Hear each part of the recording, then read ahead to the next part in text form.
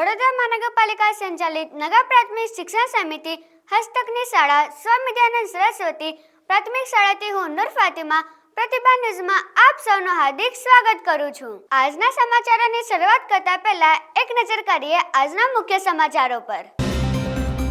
નગર પ્રાથમિક શિક્ષણ સમિતિની શાળાઓમાં નિપુણ ગુજરાત સર્વે અંતર્ગત બાલવાટિકાથી ધોરણ 5 સુધીના વિદ્યાર્થીઓની મૂલ્યાંકન પરીક્ષા યોજાઈ।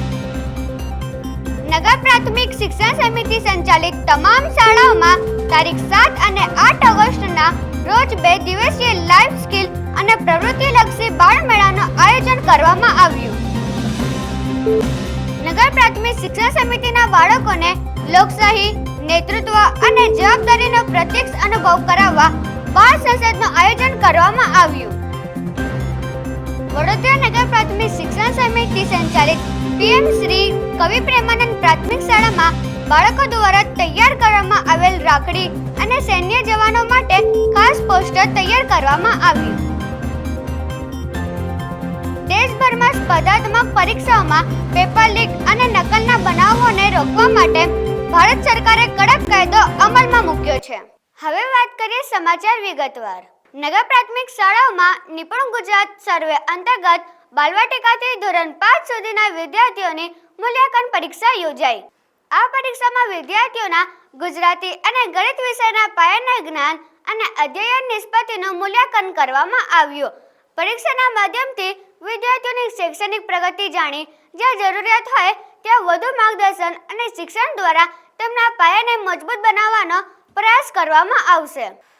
નિપુણ ગુજરાતનો ઉદ્દેશ્ય દરેક બાળકોનું પાયાનું શિક્ષણ મજબૂત બનાવવું અને તેને શીખવવાની નવી ઊંચાઈઓ સુધી પહોંચાડવાનું છે। શિક્ષણ માત્ર પુસ્તકો પૂરતું નથી, પરંતુ જીવન જીવવાની કળા શીખવવાનું પણ એક માધ્યમ છે। નગર પ્રાથમિક શિક્ષણ સમિતિ સંચાલિત તમામ શાળાઓમાં તારીખ 7 અને 8 ઓગસ્ટના રોજ 2 દિવસીય લાઈફ સ્કિલ અને પ્રવૃત્તિલક્ષી બાળ મેળાનું આયોજન કરવામાં આવ્યું, જેમાં બાળકો ઉત્સાહપૂર્વક ભાગ લીધો। આ પ્રવૃત્તિઓ દ્વારા બાળકોમાં આત્મવિશ્વાસ, સર્જનાત્મકતા, ટીમવર્ક, સંવાદ કૌશલ્ય અને નિર્ણય લેવાની ક્ષમતા જેવા જીવન કૌશલ્યો વિકસાવવાનો પ્રયાસ કરવામાં આવ્યો। અહીં બાળકો માત્ર શીખ્યા નહીં, પરંતુ કરીને શીખ્યા અને આનંદ સાથે શીખ્યા। આ બાળમેળો બાળકોના સર્વાંગી વિકાસ તરફનું એક સુંદર અને મહત્વપૂર્ણ પગલું સાબિત થયો। વાત કરીશું એક એવી અનોખી પહેલની જ્યાં શાળામાં માત્ર ભણતર જ નહીં, પરંતુ બાળકોને લોકશાહી, નેતૃત્વ અને જવાબદારીનો પ્રત્યક્ષ અનુભવ પણ કરાવવા બાળ સંસદનું આયોજન કરવામાં આવ્યું। આ પહેલ અંતર્ગત શાળામાં વિવિધ બાળ સમિતિઓની રચના કરવામાં આવી રહી છે અને તેના માટે બાળ હોદ્દેદારોની ચૂંટણીનું આયોજન કરવામાં આવ્યું છે। ચૂંટણી પ્રક્રિયામાં બાળકો ઉમેદવાર તરીકે ઊભા રહે છે, પોતાના વિચારો અને આયોજન અન્ય વિદ્યાર્થીઓ સમક્ષ રજૂ કરે છે અને ત્યારબાદ વિદ્યાર્થીઓ પોતાનો મનપસંદ ઉમેદવારને મત આપે છે। આ સમગ્ર પ્રક્રિયા દ્વારા બાળકોને મતદાનનું મહત્વ, લોકશાહી મૂલ્ય, નિર્ણય લેવાની ક્ષમતા અને જવાબદારીપૂર્વક નેતૃત્વ કરવાની કળા શીખવા મળે છે। શાળામાં રચાયેલી વિવિધ બાળ સમિતિઓના ચૂંટાયેલા બાળ હોદ્દેદારો શાળાની વિવિધ પ્રવૃત્તિઓમાં મહત્વપૂર્ણ ભૂમિકા ભજવશે। આ પહેલનો સૌથી મોટો હેતુ છે કે બાળકો માત્ર ભવિષ્યના જવાબદાર નાગરિક બને નહીં, પરંતુ આજથી જવાબદારી નિભાવતા શીખે।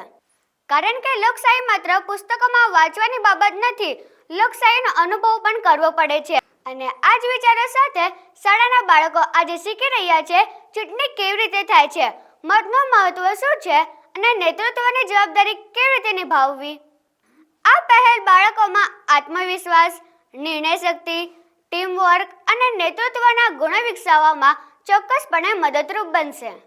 નગર પ્રાથમિક શિક્ષણ સમિતિની શાળામાંના બાળકોનો દેશ અને સૈન્ય પ્રેમ, સરહદ પર તૈનાત રહી સરહદની રક્ષા કરતા બહાદુર સેનાના જવાનો માટે મોકલી રાખડી, પ્રેમનો એક દોરો સરહદ સુધી, રક્ષા કા બંધન। વડોદરા નગર પ્રાથમિક શિક્ષણ સમિતિ સંચાલિત પીએમ શ્રી કવિ પ્રેમાનંદ પ્રાથમિક શાળામાં બાળકો દ્વારા તૈયાર કરવામાં આવેલ રાખડી અને સૈન્યના જવાનો માટે ખાસ પોસ્ટર તૈયાર કરવામાં આવ્યું।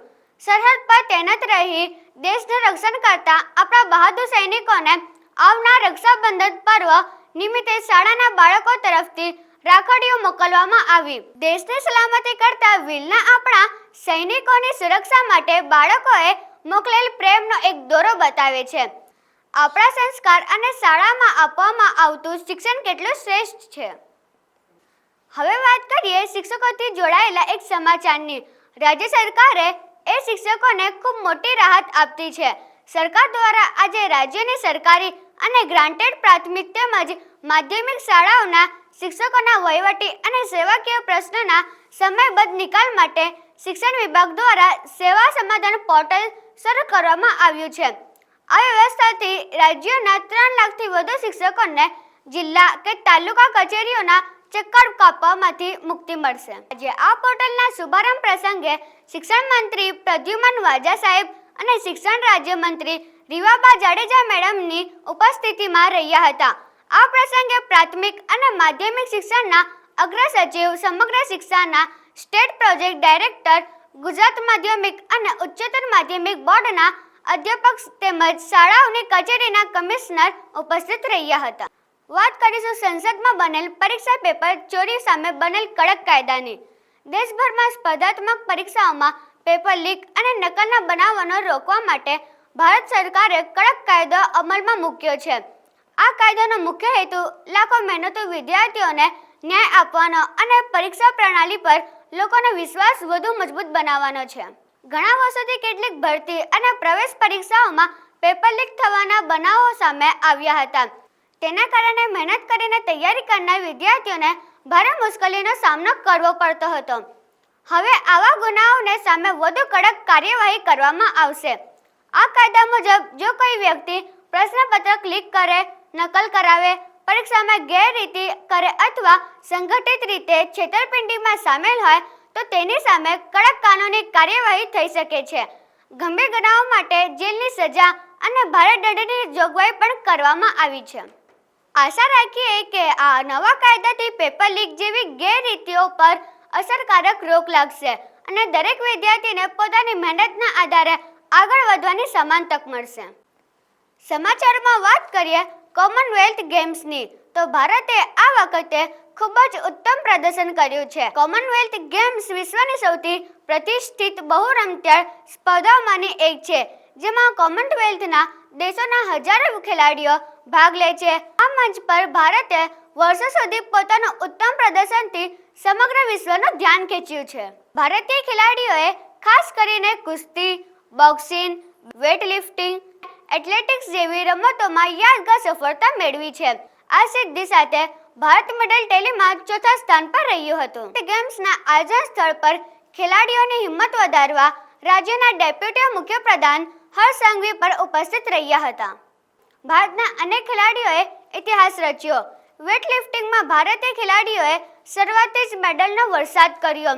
કુસ્તીમાં ભારતે અનેક ગોલ્ડ મેડલ જીતી પોતાની મજબૂત પરંપરા જાળવી રાખી, જ્યારે મહિલા ખેલાડીઓએ પણ અનેક મહત્વપૂર્ણ મેડલ જીતી દેશનું ગૌરવ વધાર્યું. ભારતની આ સફળતા પાછળ વર્ષોની મહેનત, કઠોર તાલીમ અને દેશ માટે કંઈક કરી બતાવવાનો જુસ્સો છે.